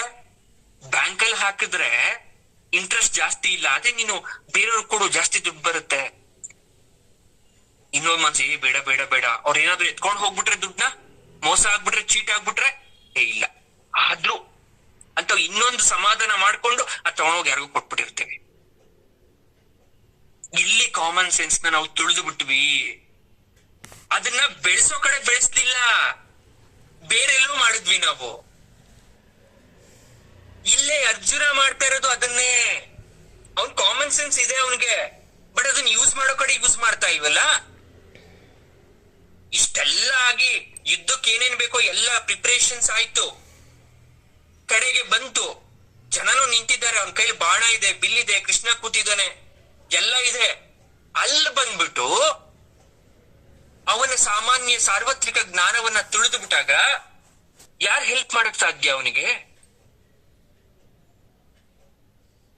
ನನ್ ಸ್ವರ್ಗ ಬೇಕು ಗುರುಗಳೇ, ನನ್ ಸ್ವರ್ಗ ಬೇಕು, ನನ್ ಗೊತ್ತಿಲ್ಲ, ನಂಗೆ ಏನ್ ಮಾಡ್ಬೇಕು? ಹೆಲ್ಲು ಇದೆ, ಹೆವನ್ ಇದೆ.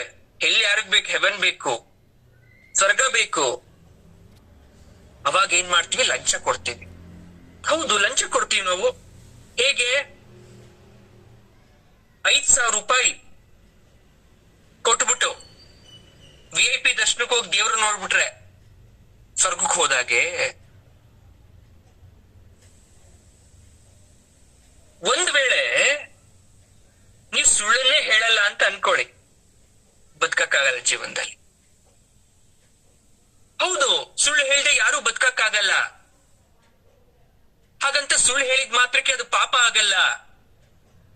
ಗುರುಗಳೇ ಏನೋ ತಲೆಗುಳ ಬಿಡ್ತಿದ್ದೀರಾ, ಏನ್ ಹೇಳಕ್ ಹೊರಟಿದ್ದೀರಾ?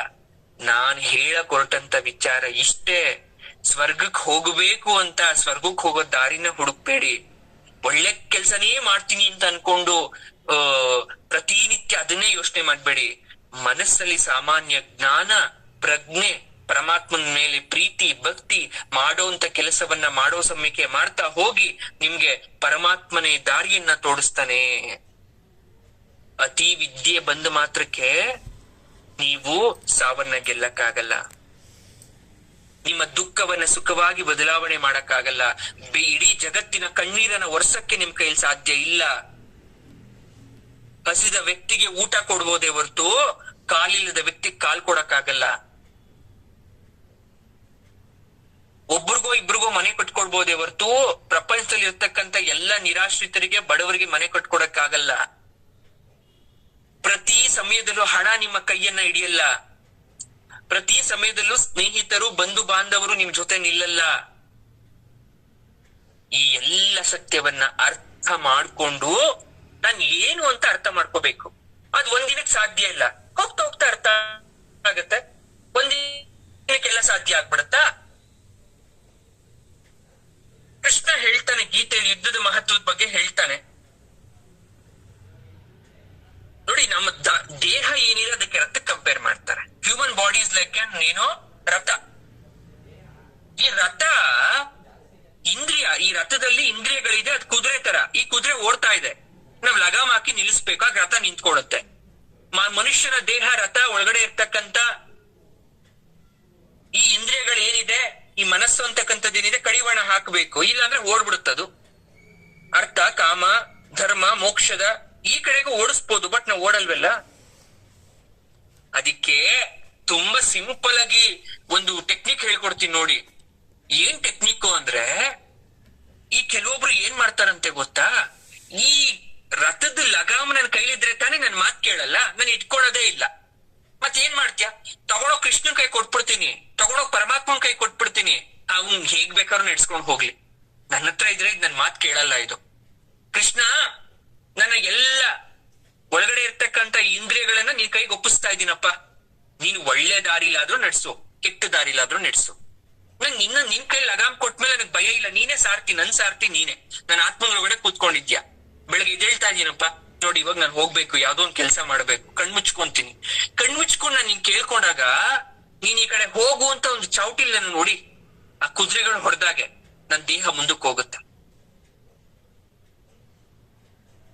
ಈ ರೀತಿಯಾಗಿ ಲಗಾಮನ್ನ ಪರಮಾತ್ಮನ ಕೈಗೆ ಕೊಟ್ಟಾಗ ಖಂಡಿತವಾಗ್ಲೂ ಕೂಡ ನಮ್ಮನ್ನ ನಾವು ನಡೆಸ್ತಾನೆ. ಅರ್ಜುನಿಗೆ ಸಂದಿಗ್ಧತೆ ಬಂತಲ್ಲ, ಯುದ್ಧ ಮಾಡ್ಬೇಕೋ ಬೇಡವೋ. ಈಗ ಸಂಬಂಧ ಯುದ್ಧ ಶಾಸ್ತ್ರದಲ್ಲಿ ಹೇಳ್ತಾರೆ ಸಫಲವಾಗಿ ಹಿಮ್ಮೆಟ್ಟೋದು, ಸಕ್ಸಸ್ಫುಲ್ ರಿಟ್ರೀಟ್ ಅಂತ ಕರಿತೀವಿ. ನೀವು ಸೋಲ್ತಿರೋ ಗೆಲ್ತಿರೋ ಯುದ್ಧ ಮಾಡ್ಬೇಕು, ಫೇಸ್ ಮಾಡ್ಬೇಕು ಸಿಚುಯೇಷನ್ ಅನ್ನ. ಅರ್ಜುನ ಹತ್ಕೊಂಡ್ ಕೂತ್ಕೊಂಡ್ಬಿಟ್ಟ, ಭಯದಿಂದಲ್ಲ, ದಯೆಯಿಂದ, ಕರುಣೆಯಿಂದ, ವಾತ್ಸಲ್ಯದಿಂದ. ಯಾವ ಮನುಷ್ಯನ ಒಳಗಡೆ ವಾತ್ಸಲ್ಯ, ದಯೆ, ಕರುಣೆ ಇರುತ್ತೋ, ಇಂಥ ಯಾವ್ದಾದ್ರು ಪ್ರಾಣಿಯನ್ನ ಹತ್ಯೆ ಮಾಡ್ಬೇಕಾದ್ರೆ, ಯಾರಾದ್ರೂ ಮನುಷ್ಯರಿಗೆ ನೋವು ಕೊಡ್ಬೇಕಾದ್ರೆ ಮೊದಲು ಅವನು ಕಣ್ಣಲ್ಲಿ ನೀರಾಗ್ತಾನಂತೆ. ಹೆಣ್ಣಾಗ್ಲಿ ಗಂಡಾಗ್ಲಿ ಸೋಲು ಅನ್ನೋದು ಯಾರಿಗೂ ಇಷ್ಟ ಇಲ್ಲ. ನಿಮ್ಗೆ ಇಷ್ಟನ ಸೋಲೋದು ಅಂದ್ರೆ? ಇಲ್ಲ. ಅದಕ್ಕೆ ಹೇಳ್ತಾರೆ ಧರ್ಮ ಅನ್ನೋದು ಶಿಸ್ತಿನ ಜೀವನ. ಅದು ಒಂದು ಲೈಬ್ರರಿಗೆ ಹೋಗ್ತೀರಾ, ಗ್ರಂಥಾಲಯಕ್ಕೆ ಹೋಗ್ತೀರಾ, ತುಂಬಾ ಬುಕ್ ಇದ್ರೆ ಯಾವ್ದೋ ಒಂದು ಬುಕ್ ಮಾತ್ರ ತುಂಬಾ ನಿಮ್ಮನ್ನ ಆಕರ್ಷಣೆ ಮಾಡುತ್ತೆ, ಆ ಬುಕ್ ತಗೊಂತೀರಾ. ನೀವು ಅದನ್ನ ಓದ್ತಿರೋ ಬಿಡ್ತಿರೋ ಗೊತ್ತಿಲ್ಲ, ಬುಕ್ ತಂದು ಇಟ್ಕೊಂತೀರ ಮನೇಲಿ. ಯಾಕೆ ಸಾವಿರಾರು ಪುಸ್ತಕದಲ್ಲಿ ಒಂದು ಪುಸ್ತಕ ಮಾತ್ರ ಇಷ್ಟ ಆಯ್ತು? ಹಾಗೇನೆ ಅಲ್ಲಿ ಅವನಿಗೆ ಸಾವಿರಾರು ಜನ ಇದ್ರು ಕೂಡ ಅವನ ಮನಸ್ಸಿನ ಒಳಗಡೆ ಬಂದಂತ ವಿಚಾರ ಅವನನ್ನ ಕುಗ್ಗಿಸ್ಬಿಡ್ತು. ಅರ್ಜುನನಿಗೆ ಮಿತಿ ಮೀರಿದ ದಯೆ ಬಂದ್ಬಿಡ್ತು, ಕರುಣೆ ಬಂದ್ಬಿಡ್ತು, ದಾಕ್ಷಾಣ್ಯ ಬಂದ್ಬಿಡ್ತು. ಯುದ್ಧ ಬೇಡ ಅಂದ. ಕೃಷ್ಣನ್ಗೆ ಆಶ್ಚರ್ಯ. ಯಾಕೆ ಆಶ್ಚರ್ಯ ಆಯ್ತು? ಯಾಕೆ ಅಂದ್ರೆ ಅರ್ಜುನ ಪ್ರೀತಿಯ ಶಿಷ್ಯ ಕೂಡ ಹೌದು, ಪ್ರೀತಿಯ ಗೆಳೆಯ ಕೂಡ ಹೌದು. ಅರ್ಜುನನ ಬಗ್ಗೆ ಚೆನ್ನಾಗಿ ತಿಳ್ಕೊಂಡಿದ್ದ. ಈಗ ಕೃಷ್ಣನ್ ಮಾತು ತುಂಬಾ ಇಂಪಾರ್ಟೆಂಟ್ ಅಪ್ಪ ನಮ್ಗೆ.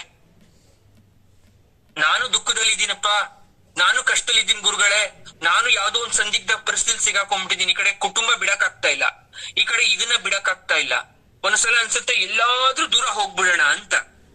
ಇಂಥ ಸಂದರ್ಭದಲ್ಲಿ ನಾನು ಏನ್ ಮಾಡ್ಬೇಕು ಅಂತಾನೆ ಗೊತ್ತಾಗ್ತಾ ಇಲ್ಲ. ಮೆಂಟಲ್ ಪ್ರೆಷರು, ಸ್ಟ್ರೆಸ್ ಎಲ್ಲ ಆಗ್ತಿದೆ. ಅದನ್ನ ಕಂಟ್ರೋಲ್ ಮಾಡ್ಕೊಳಕ್ಕಾಗದೆ ಕೋಪ ಮಾಡ್ಕೊಂತೀನಿ, ಬೈತೀನಿ, ಸಿಡುಕ್ತೀನಿ, ಅಥವಾ ನನಗ್ ನಾನೇ ಏನೋ ಹರ್ಟ್ ಮಾಡ್ಕೊಂತಾ ಇದ್ದೀನಿ. Then what is Krishna's word? ಏನ್ ಕೃಷ್ಣ ಏನ್ ಮಾತನ್ನ ಹೇಳ್ತಾನೆ? ಹೇಳಿದ ತಕ್ಷಣ ಒಪ್ಕೊಂಡ್ಬಿಡಲ್ಲ. ಈಗ ನಾನು ಬರ್ತೀನಿ, ನಿಮ್ಮನ್ನ ಕೌನ್ಸಿಲಿಂಗ್ ಮಾಡ್ತೀನಿ ಅಂತ ಯಾವ್ದೋ 4 ಮಾತು ಹೇಳ್ತೀನಿ, ಒಪ್ಕೊಂಡ್ಬಿಡ್ತೀರಾ? ಯಾಕಂದ್ರೆ ಮನ್ಸಲ್ಲಾಗಿರೋ ನೋವು ಅಷ್ಟು ಬೇಗ ಮರೆಯಕ್ ಆಗಲ್ವಲ್ಲ. ಕೃಷ್ಣ ಯಾವ ರೀತಿ ಅರ್ಜುನನ್ ಸಮಾಧಾನ ಮಾಡ್ತಾನೆ, ಅದು ಒಂದು ನಾಳೆಯಿಂದ ಅದು ಶುರುವಾದ್ರೆ ಇನ್ ಮುಂದಕ್ಕೆ ಹೋಗ್ತಾ ಇರತ್ತೆ. ಅದೇ ಗೀತೋಪದೇಶ. ಯಾವಾಗ ಅರ್ಜುನ ತನ್ನ ದಯೆ, ಕರುಣೆ ಅಂತಕ್ಕಂಥದ್ನ ಹೇಳ್ಬಿಟ್ಟು ಯುದ್ಧದಲ್ಲಿ ಕೈ ಚೆಲ್ಲಿ ಕೂತ್ನೋ, ಅವನಿಗೆ ಧೈರ್ಯ ತುಂಬಕ್ಕೋಸ್ಕರ ಶುರು ಮಾಡಿದ್ದೆ ಗೀತೋಪದೇಶ. ಅದನ್ನ ನಾವು ಕರೆಯೋದು ಭಗವದ್ಗೀತಾ ಅಂತಕ್ಕಂಥ ಹೆಸರಿಂದ.